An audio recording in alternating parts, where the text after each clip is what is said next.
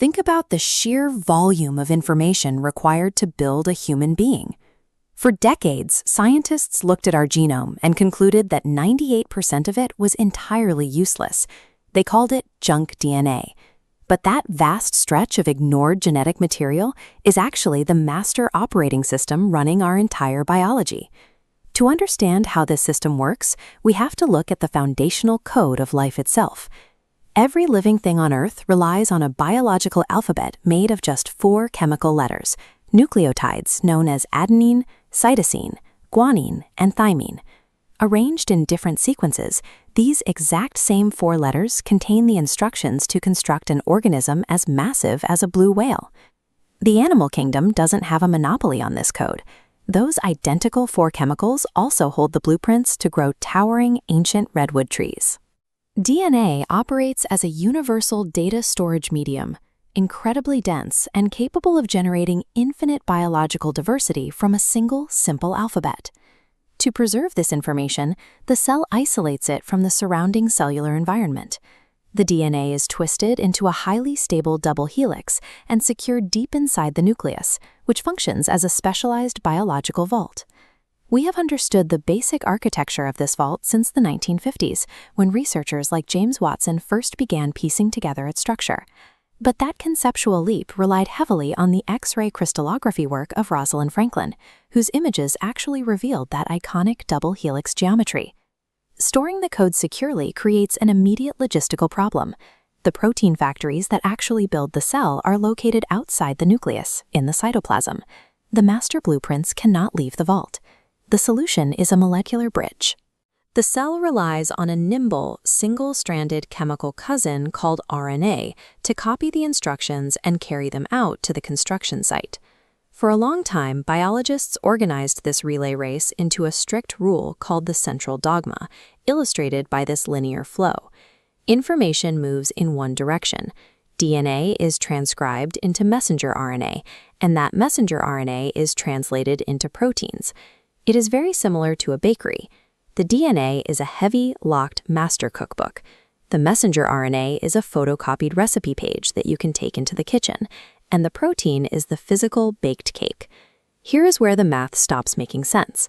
When we finally mapped the human genome, we found that only about 1.5% to 2% of our DNA actually contains these recipes for building proteins.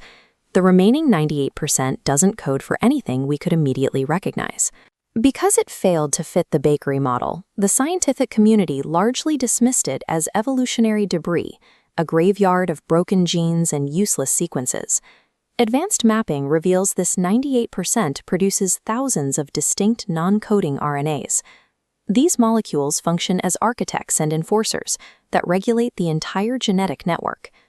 Instead of a quiet, dusty library of passive information, the nucleus operates as a highly active war zone.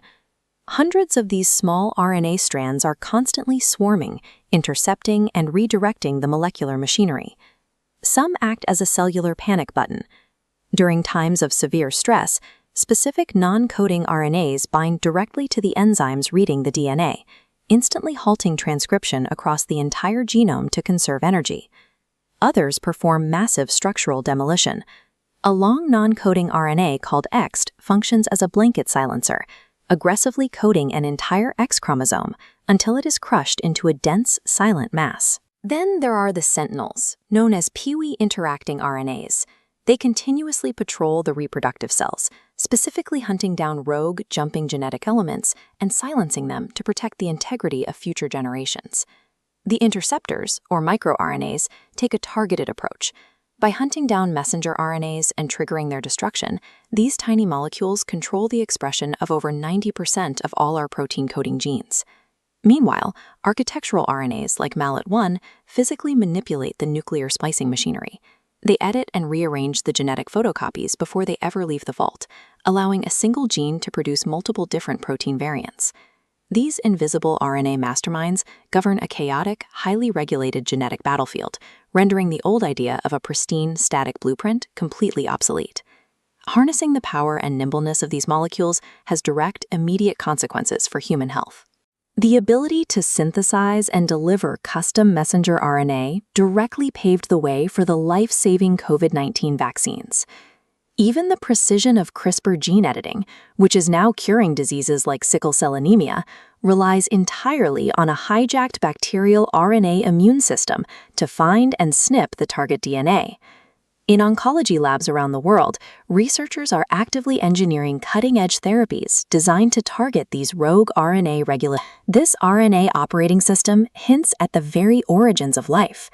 Many scientists suspect an RNA world dominated the Earth long before the stable, double-helix vault of DNA ever evolved.